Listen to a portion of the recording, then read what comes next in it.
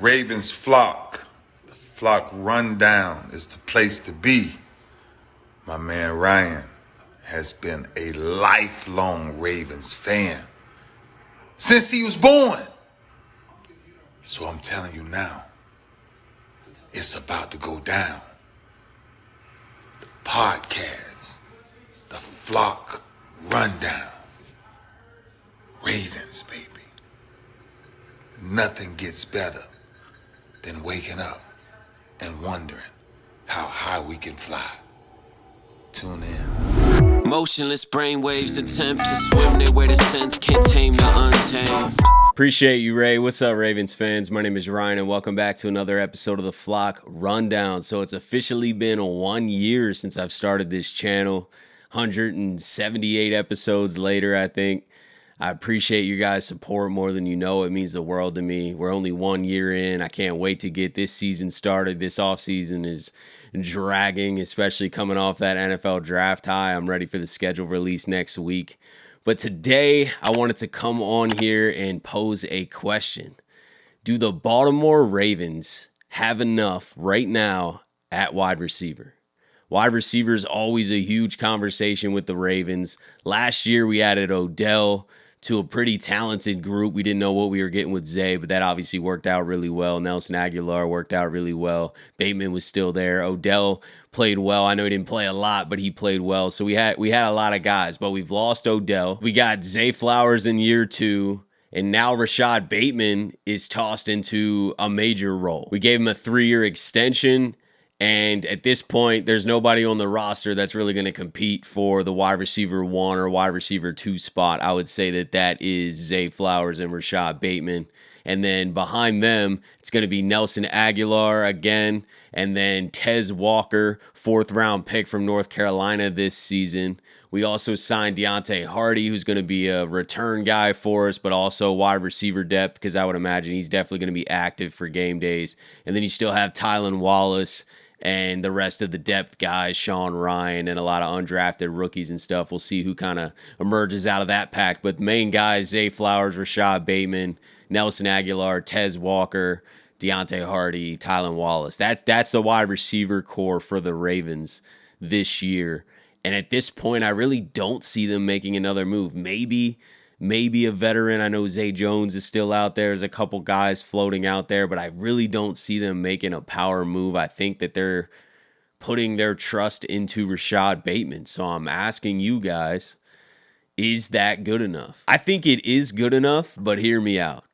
It's risky. It's risky to go in with just this core, especially with Rashod Bateman. And I love Rashod Bateman. I believe in his upside, but his track record hasn't given us confidence, So until I see a full season of production, I'm considering it risky to just put all your eggs in the Rashod Bateman basket, because one injury away from our receiving core not looking that great, to be honest with you. But I do expect a leap from Zay Flowers and Rashod Bateman, to be honest with you. I mean, Rashod Bateman has a healthy offseason now. There's no reason that he shouldn't take a leap. He hasn't been playing a ton of football since he's been on the Ravens. I think that this would be the year we would see a huge leap in his game.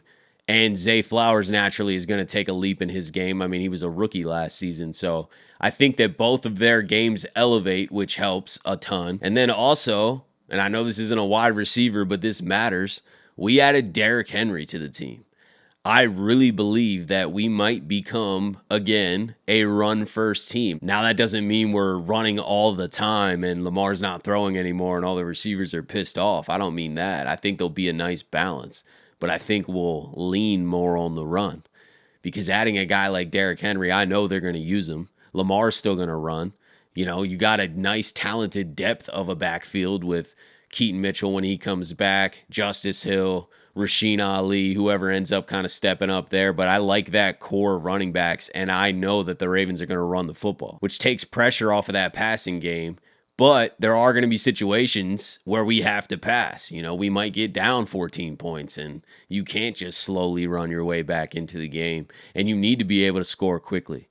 I still think we have that ability. We showed that last season. It's not like this receiving core took a huge step back in talent. I know we lost Odell, but we added Tez Walker. Odell wasn't really giving us a ton of production anyway, and I'm not saying that he couldn't have, but he wasn't on the field enough and involved enough in the game plans to put up huge numbers every week. So it's not like we're losing a ton of production here. This receiving core is kind of the same.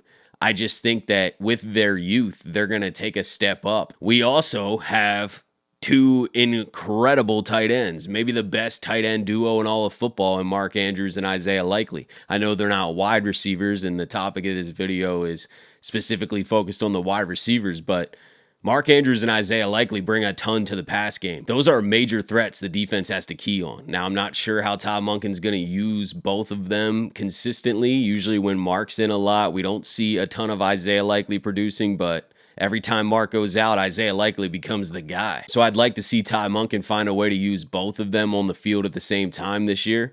And I just think that there's a lot of mismatches that can be created with linebackers and slower safeties and things like that these tight ends can really take advantage of. And all that does is just make it a lot easier for the wide receivers to beat their man on the outside, or move Bateman to the inside and have him run a lot more intermediate routes, which I think he really can thrive in. And then we can send a guy like Tez Walker deep and Zay Flowers deep and just spread this field out and let Rashod Bateman kind of just cook running routes. I think that's a glimpse of what we can see this year. But going back to the point of, is it good enough? Probably. I think it is if they all stay healthy, though. And I know with the health thing, you could say that about any top receiver really on a team, right? Like if their top receiver goes down, they're hard to replace. I mean, that's just the reality of it. But Bateman has a long injury history since he's been in the league, and major injuries. So it is concerning to just not have a backup plan, essentially. And I'm not saying they couldn't go make a trade or make another move to create that backup plan. But as we sit right now, there's no backup plan. It's Zay Flowers, Rashod Bateman. They're going to have to produce. I trust Zay a ton because of what he showed us in his rookie season. He stayed healthy all year. He was literally our best receiver on the field. And I have all the confidence in the world in Rashod Bateman's ability. I think he's an incredible wide receiver. Players in the past have said that Bateman's been uncoverable in practice. This guy was getting open consistently last year. He just didn't have the same rapport with Lamar because he was hurt all offseason, was barely in training camp, is not working with Lamar. And we've seen that in previous years as well, where Bateman just didn't get a lot of time with Lamar. So they're going to need a full offseason to work together and build that chemistry like Lamar had with Zay. And I think if Lamar can get on the same page with Rashod like he is with Zay, we're going to see Rashod's production go through the roof because his talent is there. So I'm cool with the receiving core. I don't think that the pass game is going to be the focal point game in and game out. I do think that we will be a run-first team slightly.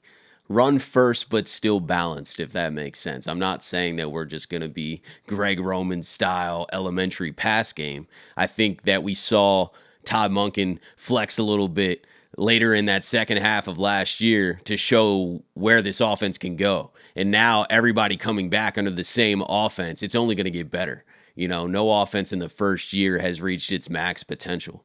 So this offense should take a step forward from a Todd Monken creativity standpoint, from a Lamar Jackson understanding the offense and executing the offense standpoint, and from the wide receivers production. So that's my take on it, but please let me know what your thoughts are in the comments. What do you think is the best move? Do you trust Rashod Bateman and Zay Flowers being our top guys coming into this year? Let me know.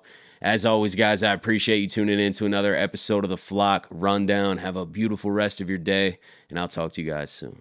Motionless brainwaves attempt to swim there where the sense can't tame the untamed.